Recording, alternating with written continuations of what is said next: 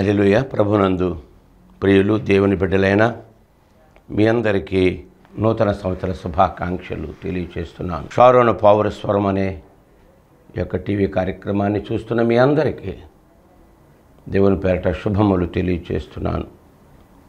దేవుడు తన దయను బట్టి, ఉచితమైన కృపను బట్టి ఈ నూతన సంవత్సరంలో ప్రవేశింపు చేసిన దేవునికి ఏం చెల్లించి రుణాన్ని తీర్చుకోగలం. మనం గడిచిన సంవత్సరం అంతా కాపాడి కంటికి రెప్పవలే ఈ నూతన సంవత్సరాన్ని మనకి ఈవిగా బహుమతిగా ఇచ్చాడు.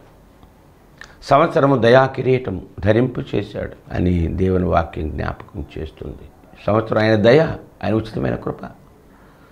గత సంవత్సరం ఎంతోమంది ఈ లోకాన్ని విడిచిపెట్టి వెళ్ళిపోయారు, తమ ప్రయాణాలు ముగించుకున్నారు.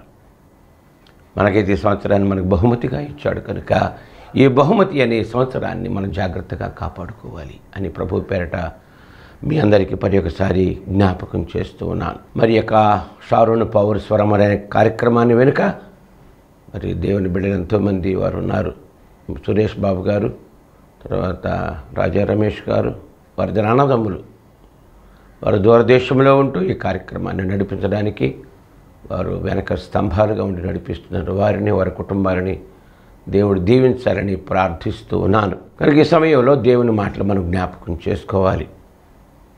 దేవుని గ్రంథం మనకిచ్చాడు, ఆయన సంఘాన్ని మనకిచ్చాడు, సేవకులు మనకిచ్చాడు. ఎందుకు ఇచ్చాడంటే ఈ లోకాన్ని విడిచిపెట్టే ముందు మనం వెళ్ళబోయే లోకం గురించి తెలుసుకోవడానికి, ఆ ప్రభు దగ్గర వెళ్ళడానికి మనకి దేవుడు చక్కని ఏర్పాట్లు, ప్రకృతి ఇచ్చాడు ఈవిగా బహుమతిగా.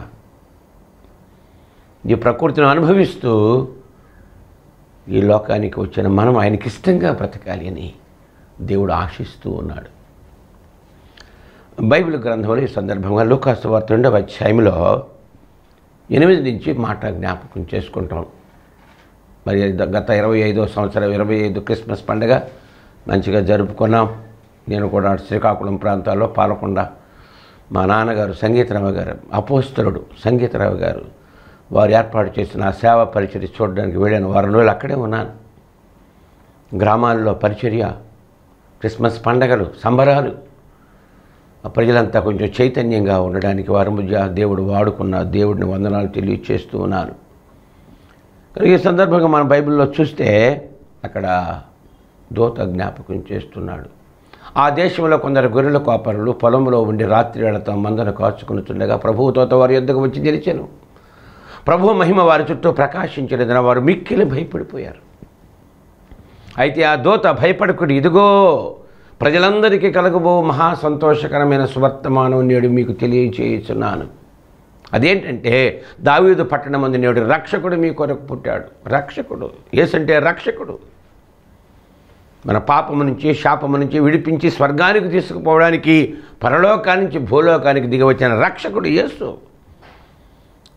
ఆయన ప్రభు అయిన క్రీస్తు ఆయన యొక్క తొట్టుల్లో పరుండి ఉంటాడని దూత జ్ఞాపకం చేస్తుంది. వెంటనే పరలోక సైన్య సమూహము,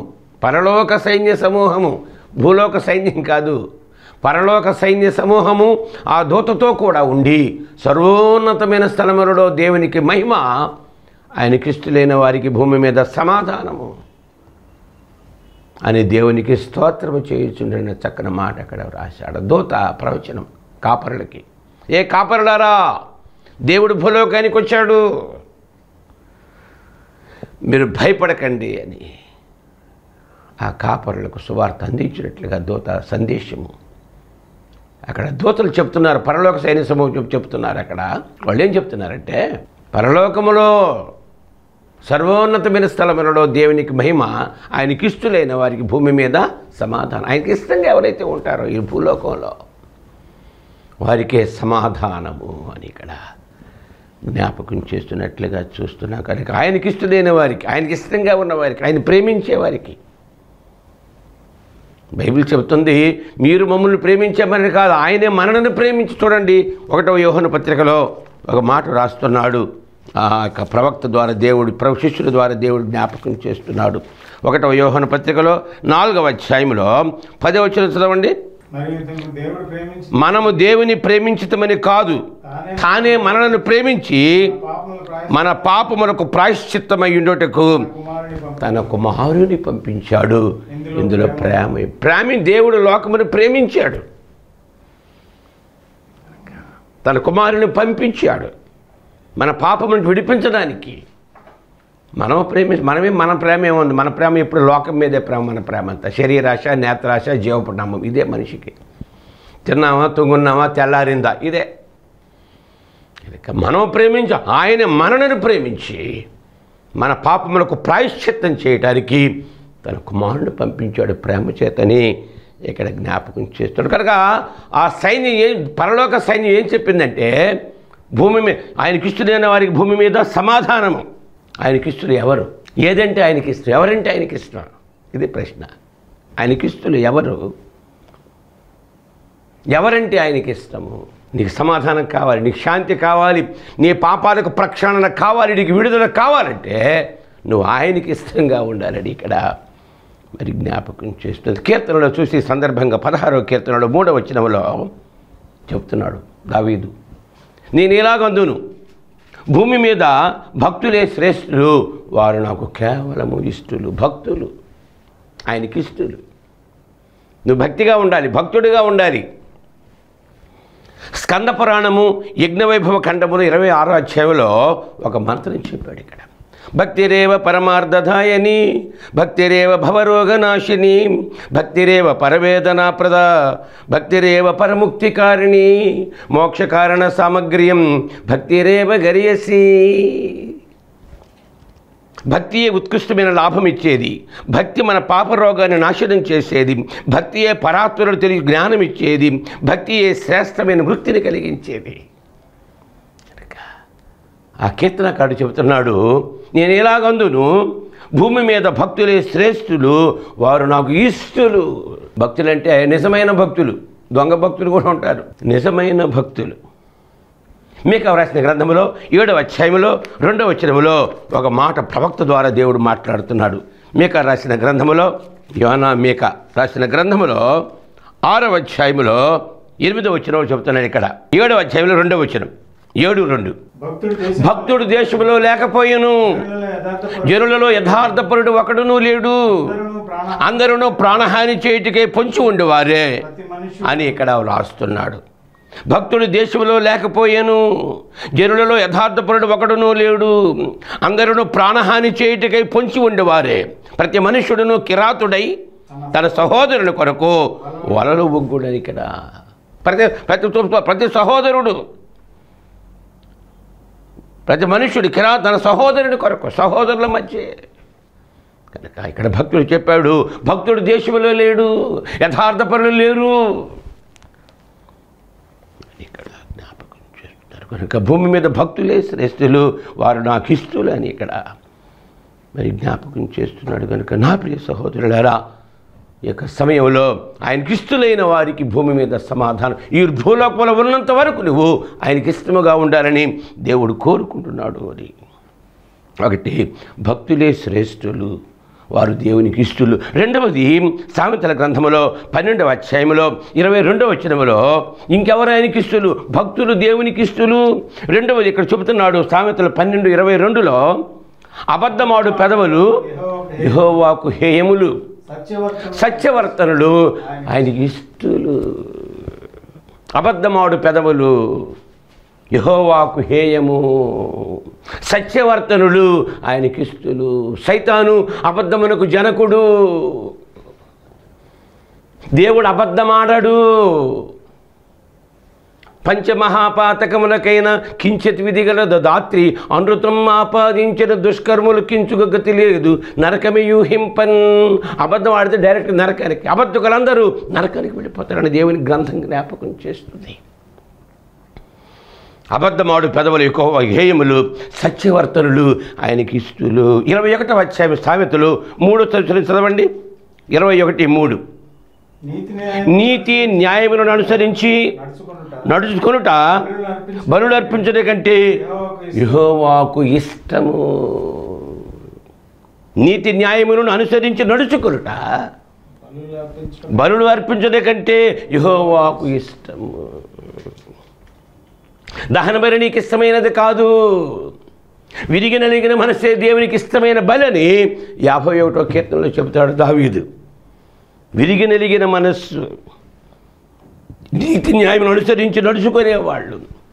మీకా గ్రంథంలో 6:8 చదవండి. దేవుడు ఏం కోరుకుంటున్నాడు మన నుంచి?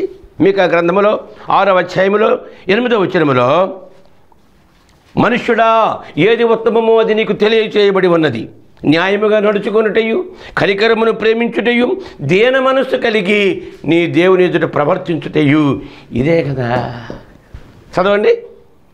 మనుష్యుడా ఏది ఉత్తమమో అది నీకు తెలియచేయబడి ఉన్నది. 1 న్యాయముగా నడుచుకో, 2 కనికరమును ప్రేమించు, 3 దీన మనస్సు కలిగి నీ దేవుని ఎదుట ప్రవర్తించుట. ఈ సంవత్సరం అడుగుతున్నాడు దేవుడిదే. నువ్వు ఆయనకి ఇష్టముగా ఉండాలంటే ఈ 3 లక్షణాలు నీలో. న్యాయముగా నడుచుకోవాలి, కనికరమును ప్రేమించాలి, దీన మనస్సు కలిగి నీ దేవుని ఎదుట ప్రవర్తించుటయు. ఇంతే కదా దేవుడిని అడుగుతున్నాడు. ఆయన కోరిక ఇదే కదా, ఆయనకి ఇష్టం ఇదే కదా. అపోస్తల కార్యగ్రంథములో 10వ అధ్యాయం చూడండి. అపోస్తల కార్యగ్రంథములో 10వ అధ్యాయంలో బైబిల్ గ్రంథం చదవాలి దివారాత్రులు. అపోస్తల కార్యగ్రంథము 10వ అధ్యాయంలో 34వ వచనం. దేవుడు పక్షపాతి కాడు. నిజముగా గ్రహించి ఉన్నాము. దేవుడికి పక్షపాతం, మనిషికి మనకు ఉంటుంది పక్షపాతం. పక్షవాతం దాని పక్కనే, పక్షపాతం దాని పక్కన పక్షవాతం. జాగ్రత్త, నువ్వు పక్షపాతంగా ప్రవర్తించావా నీకు పక్షవాతం ఎగ్గతి అంటున్నాడు. దేవుడు పక్షపాతి కాడు ఎరుగుదును. ప్రతి జనములోనూ ఆయనకు భయపడి నీతిగా నడుచుకుని వారిని ఆయన అంగీకరించును. యేసుక్రీస్తు అందరికీ ప్రభువు. ఏ గ్రంథంలో ఈ మాట లేవద్దు. దేవుడు పక్షపాతిగా నేను నిజముగా గ్రహించి ఉన్నాను. ప్రతి జనములో, ఏ భాష, ఏ ప్రాంతము, ఏ జాతి, ఏ కులము, ఎవరైనా సరే, ఎండకాయ భూమండలం అంతా ఉన్న ఈ మానవ జాతిలో ప్రతి జనములోనూ ఆయనకు భయపడాలి. 2 నీతిగా నడుచుకునే వారికి ఆయన అంగీకరిస్తాడని ఇక్కడ అన్నాడు సామెతల్లో. నీతి న్యాయం అనుసరించి నడుచుకునుట బలుడు అర్పించడం కంటే యెహోవాకు ఇష్టమని ఇక్కడ జ్ఞాపకం చేస్తున్నాడు. యెషయా గ్రంథములో 61వ అధ్యాయములో 8 చదవండి. యెషయా గ్రంథము 61వ అధ్యాయములో 8వ వచనములో, ఏలయనగా న్యాయం చేయుట యెహోవానగు నాకు ఇష్టము. ఏమన్నాడండి?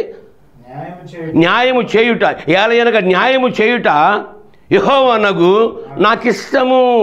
తర్వాత, ఒకడు అన్యాయముగా ఒకరి సొత్తు పట్టుకొనుట నాకు అసహ్యము. ఇదండి బైబిల్ గ్రంథం అంటే, ఇదండి ప్రవక్తల ప్రవచనాలంటే. న్యాయము చేయుట యెహోవానగు నాకు ఇష్టము, ఒకడు అన్యాయముగా ఒకరి సొత్తు పట్టుకొనుట నాకు అసహ్యము. నువ్వు దేవునికి ఇష్టంగా ఉన్నావా, నువ్వు అసహ్యంగా ఉన్నావా? ఈ 24వ సంవత్సరంలో, ఈ మొట్టమొదటి నెలలో నా ప్రియ సహోదరి సహోదరుడాలా, నువ్వు దేవునికి ఇష్టముగా ఉంటే నీకు సమాధానము. ఆయనకి ఇష్టముగా ఉంటే సత్ప్రవర్తన కలిగి ఉండాలి. 2వది, ఆయనకి ఇష్టంగా ఉండాలంటే నువ్వు భక్తుడిగా, నిజమైన భక్తుడిగా ఉండాలి అని ఇక్కడ కోరుకుంటున్నట్లుగా మనం చూస్తున్నాం. 3వదిగా మార్కు సువార్త 3వ అధ్యాయం 13 చదవండి. మార్కు సువార్త 3వ అధ్యాయంలో 13వ వచనం. కొన్ని మాటలు విందాం మనం.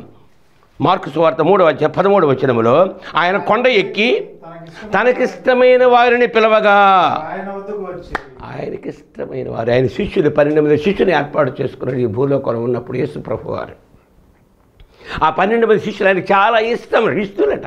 ఆయన కొండ ఎక్కి తనకిష్టమైన వారిని పిలవగా ఆయన వారి యొద్దకు వచ్చారు. ఎవరైతే ఆయన వెంబడిస్తారో, ఎవరైతే ఆయన అడుగుజాడలో నడుస్తారో వారు ఆయనకి ఇష్టలు అని ఇక్కడ జ్ఞాపకం. భక్తులే నాకు ఇష్టలు, తర్వాత సత్ప్రవర్తన గలవారు నాకు ఇష్టలు, నీతిని అనుసరించేవారు నాకు ఇష్టలు. కనుక 3వదిగా ఆయనను వెంబడించేవారు ఆయనకి ఇష్టలు. కనుక ఆయన శక్తులన్నీ తన బిడ్డలకు ఇచ్చినట్లుగా గ్రంథంలో చదువుతున్నాం. కనుక నా ప్రియ సహోదరులారా, దేవుని వెంబడించేవాళ్ళు, ఆయన శిష్యుడైన వాడు నీవు నేను ఆయనకి ఇష్టంగా బ్రతకాలని ఈ సంవత్సరంలో కోరుకుంటున్నాడు. ప్రియ సోదరి సోదరుడు, రోమా రాసిన పత్రిక 14వ అధ్యాయంలో 18 చదవండి. రోమా రాసిన పత్రిక 14వ అధ్యాయంలో 18వ వచనములో ఈ విషయమందు క్రీస్తుకు దాసుడైన వాడు, చూడండి, క్రీస్తుకు దాసుడైన వాడు దేవునికి ఇష్టడును మనుషుల దృష్టికి యోగ్యుడై ఉండాలి. ఈ విషయమందు క్రీస్తునకు దాసుడైన వాడు, లోకానికి దాసుడు ఎలాగున్నా పర్వాలా, సైతాను దాసుడు ఎలాగున్నా పర్వాలా, యేసుక్రీస్తు దాసుడైన వాడు దేవునికి ఇష్టడును మనుషుల దృష్టికి యోగ్యుడై ఉన్నాడు. కాబట్టి సమాధానమును పరస్పర క్షమాభివృద్ధి కలుగు చేయ వాటినే ఆసక్తితో నువ్వు అనుసరించాలి అని. ఇక్కడ క్రీస్తుకు దాసుడైన వాడు దేవునికి ఇష్టంగా ఉంటే నీ సంఘములో, నీ గృహములో సమాధానం నీకు కలుగుతుందని ఇక్కడ జ్ఞాపకం చేస్తున్నాడు. కనుక బైబిల్ గ్రంథం అంతా చూసుకుంటే దేవునికి ఇష్టమైన వారు ఎంతమందో, దావీదు ఇష్టంగా ఉన్నాడు, మొర్దెకై దేవునికి ఇష్టంగా ఉన్నాడు, ఇలాగ హానోకు దేవునికి ఇష్టముగా ఉన్నాడు. 24వ సంవత్సరంలో దేవుడు ఆయనకి ఇష్టంగా ఉండి ఆశిస్తున్నాడు. ఆయనకి ఇష్టంగా ఉండి ఇష్టపడుతున్నావా అని ప్రభు అడుగుతున్నాడు. కనుక నా ప్రియ సహోదరులారా, చూడండి, హెబ్రీయులకు రాసిన పత్రిక 11:6లో ఏమంటున్నాడు? హెబ్రీయులకు రాసిన పత్రిక 11వ అధ్యాయంలో 6వ వచనములో విశ్వాసము లేకుండా దేవునికి ఇష్టనుట, విశ్వాసము లేకుండా దేవునికి ఇష్టడుగా ఉండడం అసాధ్యం. దేవుని యొద్దకు వచ్చేవాడు ఆయన ఉన్నాడనియు తను వెతుకువారికి ఫలము దయచేయవాడని నమ్మవలని కదా. విశ్వాసం లేకుండా కనుక దేవునికి ఇష్టంగా ఉంటారంటే ఆయన విశ్వసించాలంతే. అందులో ఆ 11వ అధ్యాయంలో 5 నుంచి చదవండి. విశ్వాసమును బట్టి హానోకు మరణము చూడకుండా కొనిపోబడెను. అతడు కొనిపోబడక మునుపు దేవునికి ఇష్టడయ్యుండెనని సాక్ష్యము పొందాను. కాగా దేవుడు అతనిని, నువ్వు పరలోకం విడిపోవాలంటే నువ్వు దేవునికి ఇష్టం కావని మంచి సాక్ష్యం ఈ లోకంలో నీకు. ఈరోజు మన గురించి ఏమనుకుంటున్నారు?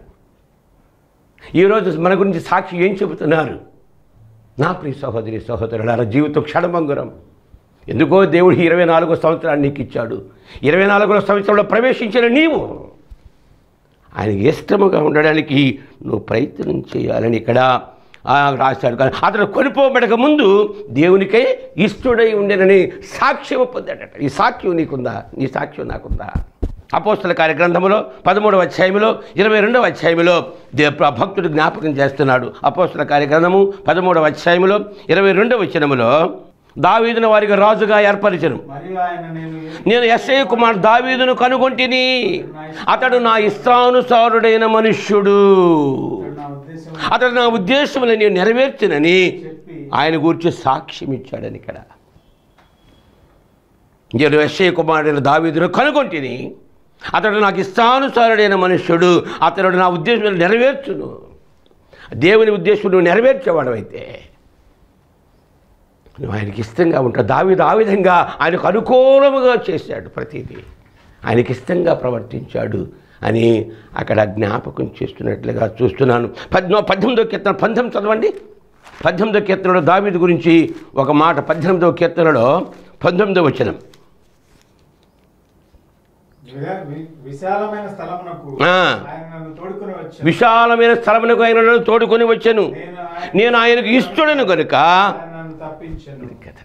నేను ఆయనకి ఇష్టడను గనుక, అతడు నాకు ఇష్టడు అంటున్నాడు దేవుడు. దావీదు అంటున్నాడు, నేను ఆయనకి ఇష్టడు కనుక ఆయన నన్ను తప్పించాడు, విశాలమైన రాజ్యాన్ని నాకు ప్రసాదించాడని చెప్పగలిగినట్లుగా చూస్తున్నా కనుక దావీదు దేవునికి ఇష్టానుసారముగా బ్రతికి గొప్ప రాజు అయిపోయాడండి. ఈరోజు నేను రాజుగా చేయడానికి, నిన్ను ప్రధానిగా చేయడానికి, నేను పైవాడిగా చేయడానికి ఆశిస్తున్నాను. కానీ మనం దేవునికి ఇష్టముగా లేకపోతే ఆయన తోసేస్తాడు. జాగ్రత్త అని ఇక్కడ 1 కొరింథీ రాసిన పత్రిక 10వ అధ్యాయంలో 5వ వచనంలో చక్కని మాట రాస్తున్నాడు. కనుక మన జీవితంలో 24వ సంవత్సరం ఎందుకు నీకు ఇచ్చాడంటే నువ్వు ఆయనకి ఇష్టముగా బ్రతకాలని, నువ్వు భక్తుడిగా ఉండాలని, సత్ప్రవర్తన గలవాడవై ఉండాలని, ఆయనను వెంబడించేవాడవై ఉండాలని దేవుడు ఆశపడుతున్నాడు. దావీదు వలె, హానోకు వలె నువ్వు దేవునికి ఇష్టముగా బ్రతకడానికి ఈ సంవత్సరం, ఈ గడువు సంవత్సరం ఇచ్చాడు. ఇది ఒకసారి ప్రయత్నించు. ప్రభువా, నేను నీకు ఇష్టంగా ఉండేది కోరుకుంటున్నాను ఆయన, అటువంటి చక్కని జీవితాన్ని నాకు అనుగ్రహించమని ప్రభువుని అడిగితే ఆయన అడిగి తీర్చే దేవుడు ఆయన. చూడండి 1:15 నుంచి చదవండి. అయితే వారిలో ఎక్కువ మంది దేవునికి ఇష్టలుగా ఉండకపోయిరి కనుక అరణ్యంలో సంహరింపబడిరి. అది కాదు, మొట్టమొదటి చదవండి. సహోదరులారా, ఈ సంగతి మీకు తెలియకుండా నాకు ఇష్టము లేదు. అదేదనగా మన పితరులందరూ మేఘము కింద ఉండిరి, వారందరూ సముద్రములో నడిచిపోయిరి. అందరూ మోషేను బట్టి మేఘములోను సముద్రములోను బాప్తిస్మం పొందిరి. అందరూ ఆత్మ సంబంధమైన ఒకే ఆహారము భుజించిరి. అందరూ ఒకే పానము చేసిరి. ఎలయనగా తమ్మును వెంబడించిన ఆత్మ సంబంధమైన బండలోని త్రాగిరి. ఆ బండ క్రీస్తే అని చెబుతూ అయితే వారు సముద్రంలో బాప్తిస్మం పొందినప్పటికీ, పరలోకపు ఆహారం తిన్నప్పటికీ, తాగినప్పటికీ వారు ఎక్కువ మంది దేవునికి ఇష్టలుగా ఉండకపోయారు కనుక వారు అరణ్యములో చంపబడిరి, సంహరించబడిరి. ఈ సమయంలో వాక్యం వింటున్న సహోదరులారా, ఈ నూతన సంవత్సరము 2024వ సంవత్సరము మనం ఆయనకి ఇష్టలుగా ఉంటే ఆయన సమాధానం నీకు ఇస్తాడు. ఊజు దేశంలో ఏవను మనుష్యుడును, అతడు యథార్థపరుడును న్యాయవంతుడునై దేవుని యందు భయము భక్తి కలిగిన వాడు, చెడుతనాన్ని విసర్జించిన వాడు, అతని కంటే భూమి మీద ఎవడికి గొప్పవాడు లేడన్నాడు. ఒక మనిషి గురించి దేవుడు సాక్ష్యం చెబుతున్నాడు. దావీదు గురించి సాక్ష్యం చెబుతున్నాడు. హానోకు గురించి సాక్ష్యం చెబుతున్నాడు. విశ్వాసమైన దేవుని నమ్మితే నీకు సహాయం చేస్తాడు, నీ జీవితాన్ని మార్చివేస్తాడు. గత సంవత్సరం అయిపోయింది, పోయింది 23 అయిపోయింది. ఇక దాన్ని తవ్వుకోకూడదు. మనం ముందుకు పరిగెత్తాలి. వెనక ఉన్న వాటిని మరిచి ముందుకు పరిగెడుతున్నాడు. పౌలు గారు జ్ఞాపకం చేస్తున్నాడు కనుక 24వ సంవత్సరం దేవుడు ఎందుకు నీకు ఇచ్చాడంటే నువ్వు ఆయనకి ఇష్టడుగా బ్రతకాలని, ఆయన దీవెనను నువ్వు పొందాలని ఇక్కడ జ్ఞాపకం చేస్తున్నాడు. కనుక నా ప్రియ సహోదరులారా, ఇక సమయంలో దేవునికి ఇష్టముగా ఉండాలని దేవుని చేత మనం హెచ్చరిక చేయబడుతున్నాం. ఎందుకు ఆయనకి ఇష్టంగా ఉండాలి? ఆయన శక్తి ఏంటి? 135 కీర్తనలో 6 చదవండి. ఎందుకు ఆయనకి ఇష్టంగా ఉండాలి? ఎందుకు ఆయనకి ఇష్టమైన వాళ్ళకి సమాధానం అంటున్నాడు. 135వ కీర్తనలో 6 చదవండి. భూమి యందును సముద్రముల యందును ఆయనకి ఇష్టమైనదే జరుగుతుంది. ఇది కథ. అందులో 5 నుంచి చదవండి. 5 నుంచి. యెహోవా గొప్పవాడనియు మన ప్రభు సమస్త దేవతల కంటే గొప్పవాడనియు నేను ఎరుగుదును. ఆకాశమందును భూమి యందును సముద్రముల యందును మహాసముద్రం అన్నిటి యందును ఆయన తనకిష్టమైనదే జరుగుతుంది. ఆయనకి ఇష్టంగా లేకపోతే చాలా ప్రమాదం. నువ్వు ఎక్కడికి వెళ్ళినా ఈ భూప్రపంచంలో ఆయన ఇష్టమే, ఆయన మాటే. నువ్వు భక్తుడిగా ఉన్నట్లయితే ఆయన నిన్ను ఆయనకి ఇష్టడుగా చేసుకుంటాడు. నువ్వు సత్ప్రవర్తన కలివాడినైతే, నువ్వు ఆయన వెంబడించేవాడవైతే ఆయన నీకు సహాయం చేసి ఆయనకి ఇష్టడుగా చేర్చుకుంటాడని ఇక్కడ జ్ఞాపకం చేసి. ఏమండి ఒకవేళ ఏంది ఏమండి పెద్ద ఏంటి ఇష్టంగా లేకపోతే ఏంది అనుకుంటావా? చూడండి 1వ తెస్సలోనికీయులకు రాసిన పత్రికలో 2వ అధ్యాయంలో 16 చదవండి. అక్కడ ఏం రాశాడు? 1వ తెస్సలోనికీయులకు రాసిన పత్రిక 2వ అధ్యాయంలో 16వ వచనంలో ఏం లేదు అండి, నేను నా ఇష్టానుసారంగా ఉంటాను, నాకు ఆ ఉద్యోగం లేదా, వ్యాపారం లేదా, వ్యవసాయం లేదా, నాకు డబ్బులు లేవా అనుకుంటామేమో. 2వ అధ్యాయంలో 16వ వచనంలో ఏమంటాడు చూడండి. అక్కడ 1వ దశలో రాసిన పత్రిక 2వ అధ్యాయంలో 16వ వచనం.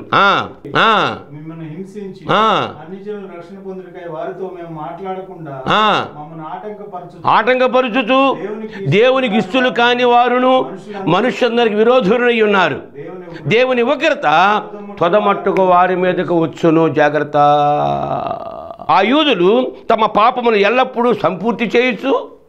ప్రభువైన యేసుక్రీస్తు ప్రవక్తలను చంపి మమ్మను కూడా హింసించి అన్ని జనులు రక్షణ పొందడానికే వారితో మేము మాట్లాడకుండా మమ్మల్ని ఆటంకపరచుచు దేవునికి ఇష్టలు కాని వారును మనుషులందరికీ విరోధులై ఉన్నారు. దేవుని ఉగ్రత తుదమట్టుకు వారి జాగ్రత్త. నువ్వు దేవుని పనికి ఆటంకంగా ఉన్నావేమో, దేవుని పని అశ్రద్ధగా చేస్తున్నావేమో, దేవునికి ఇష్టమైన వారిని ఇబ్బంది పెడుతున్నావేమో. ఉగ్రత నీ మీదకి వస్తుంది. దేవునికి ఇష్టమైన వారికి వ్యతిరేకంగా ఉంటే, దేవుని బిడ్డలకు వ్యతిరేకంగా ఉంటే అన్ని జనులకు సువార్త ప్రకటించకుండా ఆటంకంగా ఉన్నావంటే ఉగ్రత నీ మీదకు వస్తుందని ఇక్కడ దేవుడి ఆత్మభక్తుల ద్వారా జ్ఞాపకం చేస్తుంది కనుక నా ప్రియ సహోదరులారా, ఉగ్రతకు పాలైపోతావా అని ప్రభువు పేరు మరి ఒకసారి జ్ఞాపకం చేస్తున్నాను. దేవుని పని ఆపకండి, మంచి పని ఆపకండి, మంచి పనికి సహాయం చేయండి, సువార్తకు సహాయం చేయండి, మీ పేరు జీవగ్రంథంలో వ్రాస్తాడు నా ప్రియ సహోదరులారా అని ఇక్కడ జ్ఞాపకం చేస్తున్నాడు. కనుక 24వ సంవత్సరంలో ఒక నిర్ణయం తీసుకున్న ప్రభువా, నేను నీకు ఇష్టంగా బ్రతుకుతాను నాయన. చూడండి, ప్రసంగి గ్రంథంలో ఒక మాట, 2వ అధ్యాయంలో, ప్రసంగి గ్రంథంలో 2వ అధ్యాయంలో ఆయన నీకు ఇష్టముగా ఉంటే నీకేం చేస్తాడో, నీకు లాభం ఏంటో రాస్తున్నాడు అక్కడ. ప్రసంగి గ్రంథంలో 2వ అధ్యాయంలో 26వ వచనంలో ఒక చక్కని మాట జ్ఞాపకం చేస్తాను.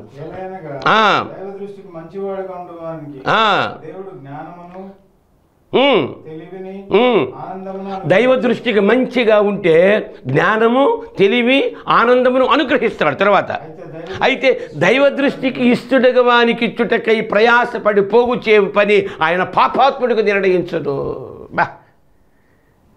ఏం మాట రాశాడండి. అయితే దైవ దృష్టికి ఇష్టడుగా వానికి ఇచ్చుటకై ప్రయాసపడి పోగు చే పని ఆయన పాపాత్ముడికి నిర్ణయిస్తాడా?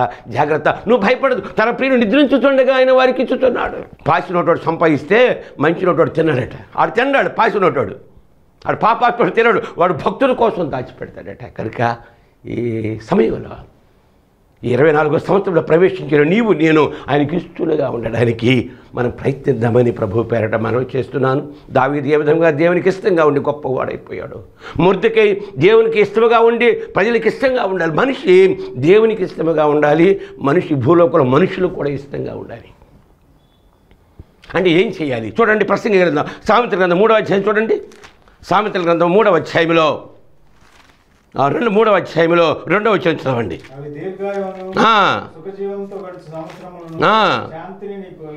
దయచేయను దయను సత్యముని ఎన్నటిని విడిచిపోనీయకు, వాటిని కంఠభూషణముగా ధరించుకొనుము, రాసుకొనుము. దేవుని దృష్టి ఎందును మానవుల దృష్టి ఎందును నీవు దయనుంది మంచివాడవని అనిపించుకుంటావని దేవుని వాక్యం. మనుషులు దేవుని దృష్టిలో నువ్వు మంచివాడుగా ఉండాలి, దేవునికి ఇష్టడుగా ఉండాలంటే 24వ సంవత్సరంలో ఇక ప్రయత్నం చేయి. ఏమిటి? భక్తుడిగా ఉండాలి, సత్ప్రవర్తన గలవాడవై ఉండాలి, ఆయనను వెంబడించేవాడవై ఉండాలి. చివరిగా 2వ కొరింథీయులకు రాసిన పత్రిక 5వ అధ్యాయంలో 8 వచనాలు చదవండి, ముగించుకుందాం. 2వ కొరింథీయులకు రాసిన పత్రిక 5వ అధ్యాయంలో 8, 9 కావున దేహమందున్నను దేహము విడిచినను ఆయనకి ఇష్టగా ఉండవాలని మిగులు అపేక్షించుతున్నాను అంటాడు భక్తుడి. కావున దేహమందున్నను దేహము విడిచినను ఆయనకి ఇష్టముగా ఉండాలని నేను మిగులు అపేక్షిస్తున్నానని పౌలు గారు జ్ఞాపకం చేస్తున్నాడు. కనుక ఈ నూతన సంవత్సరంలో ఆయనకి ఇష్టంగా ఉండడానికి అది మనం ఆలోచన చేయాలి. చిన్న ప్రార్థన చేసుకుందాం.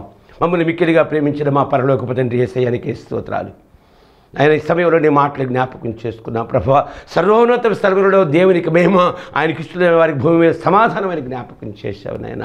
నీ భక్తులుగా ఉండాలని, నిన్ను వెంబడించేవాడుగా ఉండాలని, యోగ్య ప్రవర్తన మాకు కావాలని జ్ఞాపకం చేస్తున్నావు. సహాయం చేయండి. అటువంటి చక్కని జీవితాన్ని నీకు ఇష్టముగా బ్రతికి నీ దీవెన పొందే భాగ్యాన్ని 24వ సంవత్సరంలో మా అందరికి అనుగ్రహించమని మన ప్రభు అయిన యేసుక్రీస్తు నామమున వేడుకొనుచున్నాను తండ్రి, ఆమేన్. మన ప్రభువును రక్షకుడైన యేసుక్రీస్తు కృపయు తండ్రి అయిన దేవుని ప్రేమ పరిశుద్ధాత్మ సహవాసం నిరంతరము మనందరికి తోడుగా ఉండి అధికముగా వర్ధిల్ల చేయునుగాక. ఆమేన్.